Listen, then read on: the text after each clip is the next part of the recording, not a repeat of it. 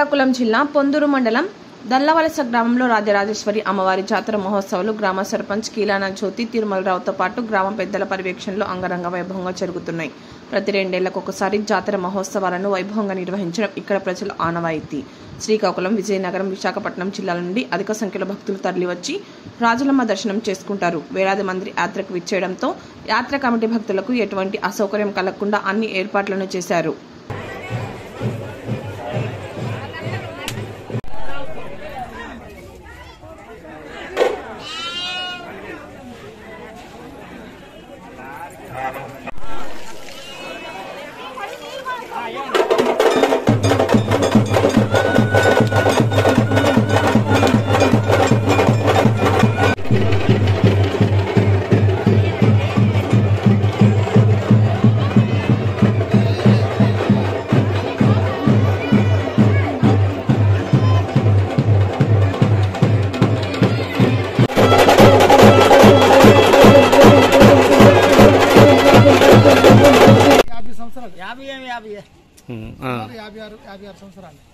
బట్టి ఇక్కడ వెలవేల్పు అనేది రాజరాజేశ్వరి వెలవేల్పు అనేది కోరికలు మొక్కలు అన్ని తీర్చుకొని 50,000 మంది భక్తులు అందరూ వస్తున్నారు.